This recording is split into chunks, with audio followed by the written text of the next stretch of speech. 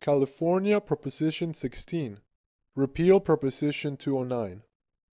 The language used in the arguments is amazing, quoting, Californians have built the fifth largest and strongest economy in the world, but too many hardworking Californians are not sharing in our state's prosperity, particularly women, families of color, and low-wage workers.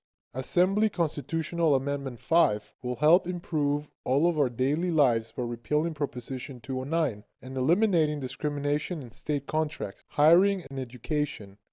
The Assembly Constitutional Amendment 5 is about equal opportunity for all and investment in our communities. We have all survived and endured Proposition 209, and it has not been a luxury. It has been a hard journey, and it has caused a lot of losses. Since Proposition 209's passage, California has become one of only 8 states that do not allow race or gender to be among the many factors considering hiring, allotting state contracts, or accepting students into the state's public colleges and universities.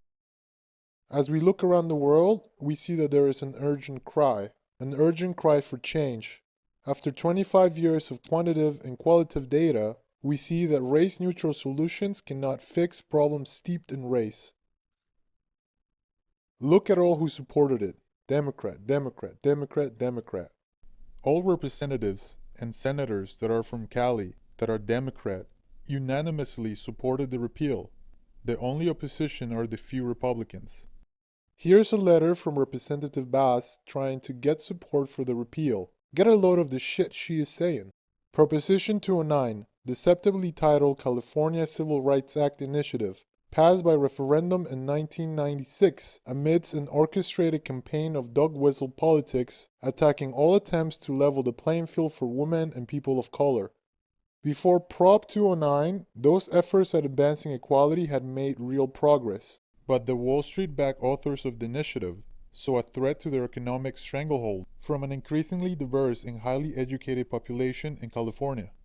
A population better suited to compete in jobs, education, government contracts, and other areas of the state's economy. In passing Prop 209, those groups limited competition in their industries and benefited their own businesses by erecting new institutional barriers burdening the ability of Californians, women, and people of color to achieve positions of economic and business leadership.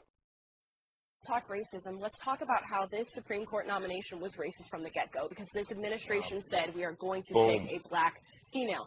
And I don't think people truly understand what the issue is with affirmative action hiring.